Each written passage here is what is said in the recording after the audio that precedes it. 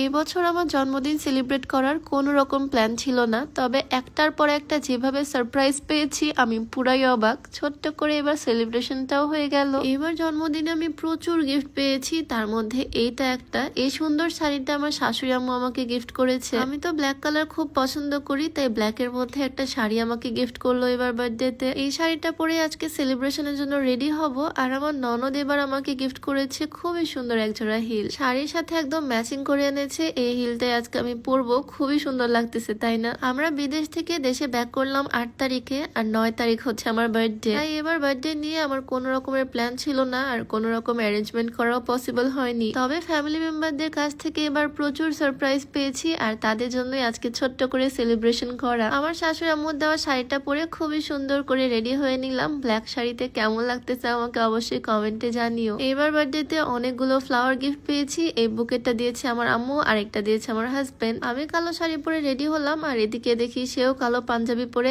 একদম রেডি। শুধু সে না, আজকে আমরা সবাই ব্ল্যাক। আমার মা, আমার শাশুড়ি আম্মু, আমার ননদ, আমার বান্ধবী সবাই আজকে কালো পরেছি। আমার গাড়িটা নিয়ে গেলে আরো ম্যাচিং হতো, কারণ আমার গাড়িও কালো। তবে আজকে যেহেতু আমরা অনেকজন, তাই অটো আর রিক্সা মিলিয়ে যাচ্ছি। প্রথমে ভেবেছিলাম বাড়ির ছাদে কেক কাটবো বা বাড়ির মধ্যে কেক কেটে মজা করব সবাই। তবে সবাই চাইলো একটু বাহির থেকে ঘুরে আসতে, সেজন্য একসাথে বের হয়ে পড়লাম আর চলে আসলাম আমাদের সেই পছন্দের পুরনো রাজবাড়িতে। ভেবেছিলাম সুন্দর করে শাড়ি পরে সাজুগুজু করে এসে এখানে কিছু ছবি তুলবো, তবে ওয়েদার দেখে মনটাই খারাপ হয়ে গেল। মনে হচ্ছে একটু পরে বৃষ্টি আসবে, একদম মেঘলা ওয়েদার। এই কেকটা আমি এখনো দেখিনি, কেকটা আমার জন্য সারপ্রাইজ। রাত 12টায় একটা কেক কেটেছিলাম, আর এইটা হবে আরেকটা। এবার বার্থডেতে আমার 2টা কেক। কেকটা খুবই সুন্দর হয়েছে, ডেকোরেশনটা খুব ভালো লাগতেছে। বার্থডে কিছু মেমোরি রাখার জন্য কেক নিয়ে কিছু ছবি তুললাম দুজনে। আর এই হচ্ছে আমার 2 আম্মু। শুধু আমার 2 আব্বু ছাড়া আজকে প্রায় ফুল ফ্যামিলি আমরা একসাথে। ওয়েদার দেখে মনে হচ্ছে একটু পরে বৃষ্টি আসবে। আমি চাচ্ছি তাড়াতাড়ি কেক কাটতে, তবে কেন জানি না সবাই আমাকে কেক কাটতেই দিচ্ছে না। তখন আমি বুঝলাম হয়তো কোনো সারপ্রাইজ আমার জন্য ওয়েট করতেছে। সারপ্রাইজটা তোমাদেরকে দেখাবো,